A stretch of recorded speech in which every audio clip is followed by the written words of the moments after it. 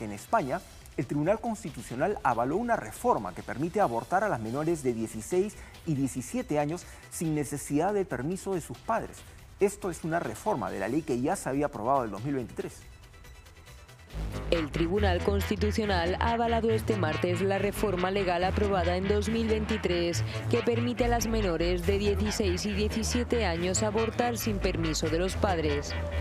Fuentes jurídicas han indicado que el Pleno de la Corte de Garantías ha aprobado el borrador de la sentencia, rechazando así el recurso que presentaron los diputados de Vox contra la Ley 1/2023 de Salud Sexual y Reproductiva y de la Interrupción Voluntaria del Embarazo, que modificaba la aprobada en 2010.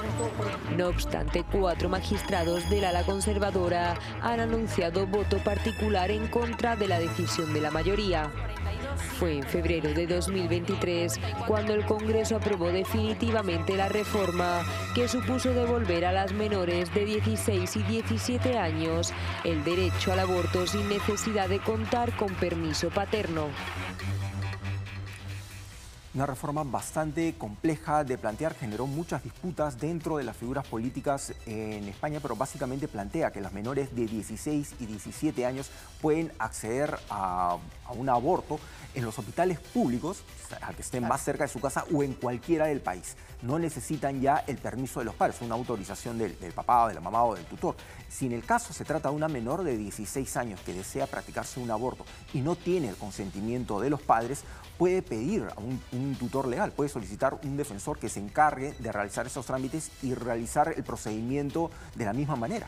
Ahora, esto es parte de una reforma que ya existía en el año 2023 que fijaba el aborto hasta la semana 14 de embarazo, o sea, por cualquier causa, o sea, una mujer podría decidir hasta esa semana, pero si se trata de un riesgo de vida para la madre o si es que hay una inviabilidad fetal, eso se podría extender hasta la semana 22. Es un tema sumamente interesante y que también ha sido sumamente controversial. O sea, el tema del aborto siempre es muy delicado y siempre genera polémica en cualquier país del mundo, ¿no? Pero eso significativamente representa también un avance, si se puede decir, para el acceso al aborto de las menores de 16 y 17 años que ya no necesitan el consentimiento firmado o expreso de los padres.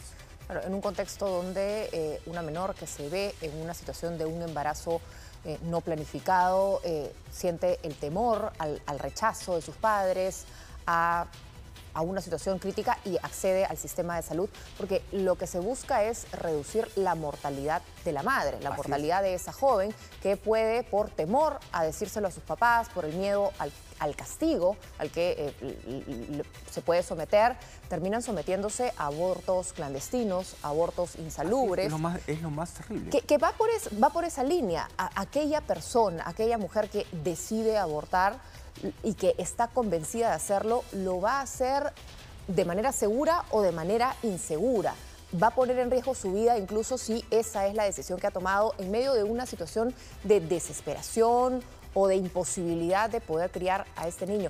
Es interesante, sucede por ejemplo con el caso de las vacunas, ¿te acuerdas? Con el caso de los menores, necesitaban a los padres o no y al final se dijo no, porque un niño finalmente tiene el derecho a decidir vacunarse, tiene el derecho a decir, oye, yo quiero que me pongan una vacuna porque es salud. El padre no podría, en todo caso, impedírselo legalmente. Así es, son políticas sumamente interesantes para ver cómo otros países empiezan a contemplar todas estas situaciones. Básicamente hay un debate respecto a lo del aborto porque muchas personas lo ven como una especie de método anticonsentivo, pero no funciona de esa manera. Lo que busca permitir es la libertad de elección, en este caso de una mujer, al margen de su edad, porque es fácil desde los escaños en los que están congresistas, parlamentarios, senadores, diputados, etcétera, tomar decisión sobre la situación que está atravesando otra persona. Claro. Porque desde tu posición de privilegio puedes decir, a mí no me parece que debas hacer esto. Pero tienes que estar en sus pantalones, tienes que estar en lo que está viviendo, en su realidad para poder decir, oye, sí o no. En el mismo debate, cuando hace poco sacamos aquí en Latina Noticias el informe de hasta este año cuántos niños habían sido abandonados al nacer. Y esas condiciones sobre eso no se legisla, sobre eso no se habla. Se generan todas estas ideas a partir de posiciones religiosas, pero ¿cuál es la solución o cuál es el planteamiento para aquella mujer que, lleva su embarazo a término, nace el niño, pero no lo puede criar? ¿qué puede realmente hacer? Y también esas historias de padres que en los sistemas de adopción llevan 2, 3 años tratando de adoptar un niño en el Perú y no pueden hacerlo, porque la burocracia es tal, la cantidad de papeles es tal, que el niño que tú querías adoptar cuando tenía, no sé, 6 meses, 1 año, 2 años, 4 años, de pronto tiene 7, 8, 9 y no lo puedes llevar a tu casa. Así es, y las situaciones en las que tú estás viviendo tal vez ya no son las mismas. Además, el criar a un niño, mientras más posibilidades tengas de hacerlo, mientras más pequeño, para ser parte todos de construir esa familia, ir avanzando. Además, porque ese niño tiene que vivir en un albergue si ya hay una familia que lo está buscando. Así es una situación sumamente compleja y también paradójica dentro de un país en el que se encuentran muchas paradojas. Lo interesante, tú has mencionado un tema muy interesante, es que muchos de los argumentos parten de lineamientos religiosos. Y tienen que tener en cuenta todos esos legisladores que su función es legislar en beneficio de todos los peruanos, de los creyentes y los no creyentes, claro, de los que comparten sus ideas religiosas, de los que comparten sus creencias, pero los que pueden tener otras creencias religiosas o que probablemente no tengan ninguna. Pero el marco legal debe ser para todos por igual, al menos ese es el ideal de la sociedad.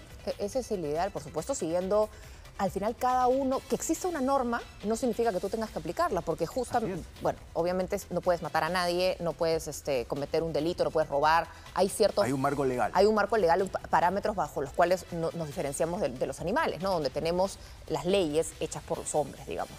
Pero al final del día que se pueda despenalizar el aborto para casos de violación, ¿no? Que es el debate mínimo que en el Perú debería darse.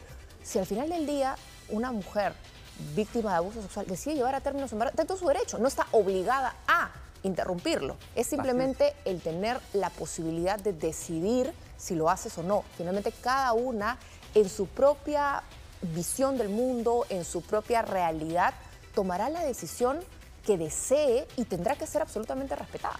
Así es, y eso parte también un poco de esa indiferencia que muchas veces tenemos para abordar los temas desde la perspectiva de otra persona, porque es fácil tomar decisiones y juzgar desde tu propia posición sin ponerte en la situación de otra persona, cómo lo está viviendo, cómo está atravesando esa situación. Sí. Y al final vamos a todas esas, reducir el tema de la violencia sexual, fomentar educación sexual integral para que en la medida de lo posible niños, niñas, adolescentes tengan conocimiento sobre cómo realmente tomar decisiones adecuadas e inteligentes de cara a proteger su integridad. Así es un tema muy delicado y en el que todavía hay que avanzar. Sí.